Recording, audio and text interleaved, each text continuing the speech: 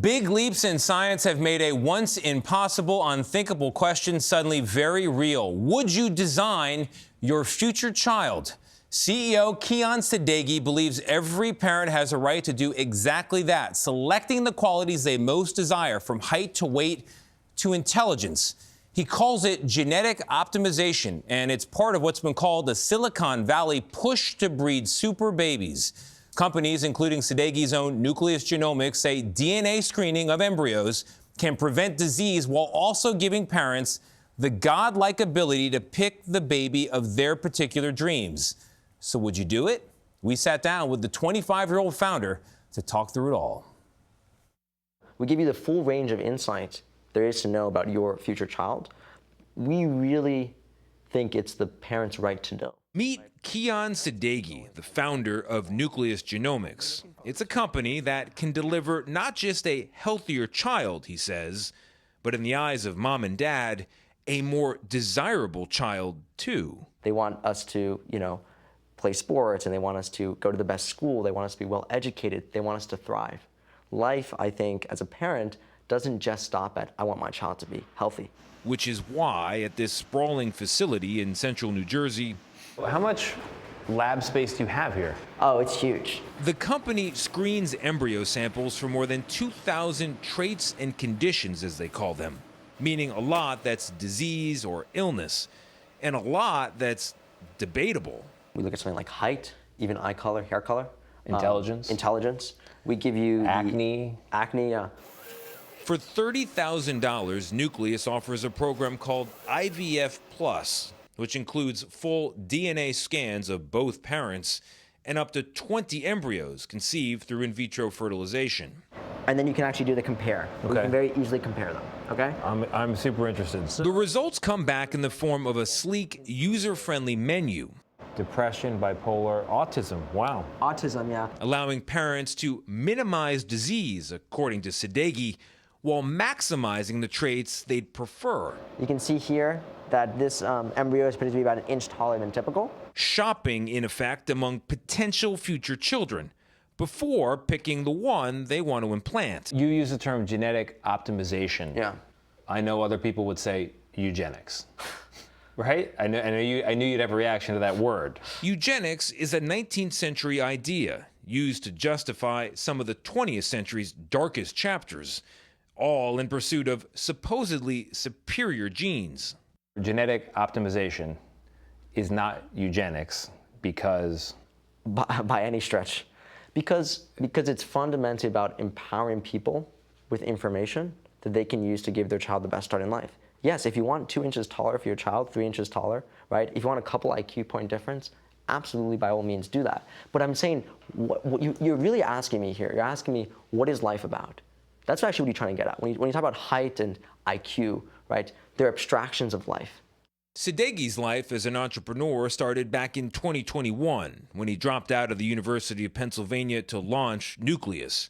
Inspired, he says, by a cousin who died of a rare genetic illness. That's why today I'm excited to announce IVF Plus.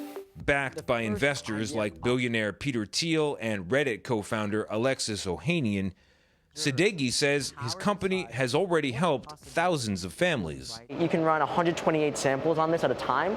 But even as the company grows, with a splashy new ad campaign inviting parents to have your best baby, the field of reproductive genetics itself is an ethical mess, according to the MIT Technology Review.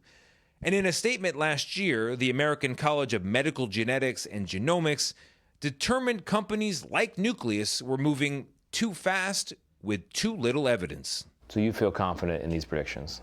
Oh, absolutely. Our predictors can better predict longevity from the embryo's DNA than any other genetic model ever built. You use the term your best baby. Whatever that means to you. Right, but no one's gonna sit there and choose, I want a short, acne-prone, anxiety-ridden person with bad eyesight and no ability in sports. Well, similarly today, people are gonna say, hey, I don't want a baby with cystic fibrosis.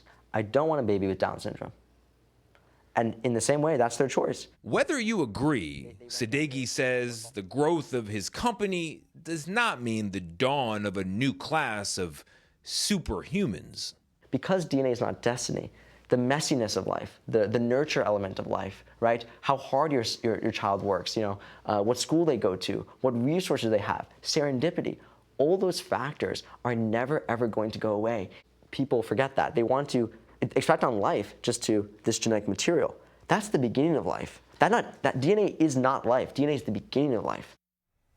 I also asked Sadeghi if there are any genetic traits at all that he'd be uncomfortable testing for, and he said that Nucleus would provide full insights openly and proudly for anything that the science would support. He also clarified that he thinks genetic optimization, his term, is not the same as eugenics because his patients are going into this willingly and voluntarily. Big difference from the things from history. Yeah, I think that that's a very important distinction. But as a parent, why wouldn't you want to take advantage of something that allows you to minimize disease? I'm struggling to find out the downside here, especially if it's a voluntary thing, too. It's voluntary. There's a huge amount of potential good in disease reduction. You are contributing to a kind of genetic inequality if only some of the population can afford to do this and everyone else is just out there in the wilds of the past. Right. So that might be a concern. The price is $30,000? $30K, but that includes the IVF as well. But I also wrestle with that question. I guess what I come down on, I don't know what you're throwing out when you select A and not B. Right. For example... But I know what I'm getting, though. I may be throwing, but I know what I'm getting. But like Kian himself in the conversation, he told me he's 4 inches shorter than his brother. Imagine if Kian's own parents had access to his technology. Well, he might not be. He may not be. So you don't know what you're getting. It might be Leon that they had. Exactly. Kian. Yeah. Right. So there's a lot of nuance here. Does he have any children? No, not yet. He's only 25. Okay. And I love that he was open to each and every question, and we got a fuller interview we're going to publish online. No, I thought. See, I have to be realistic with myself. Having 3 healthy kids, and I'm blessed and thankful for that. It's easy for me to have more questions about this, right? But on the flip side, what if I was a parent who struggled to raise kids for whatever range of reasons?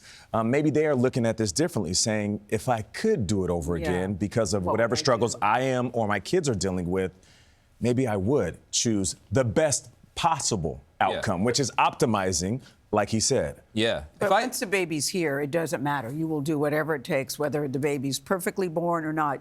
You will do whatever it takes. And I've heard many families say that it turned out to be a blessing. But have any babies been born using that method? Has it turned out the way that he said? Babies have been born, but the technology is only a few years old. So we don't have like 25 years of data looking back. And for clarification, it's not modification of DNA. It's picking your best out of the available things. He calls it generational health. I need more of this, Tony. I need you to get out there and I need more interviews. Kian's phone is going to be all right. Yeah.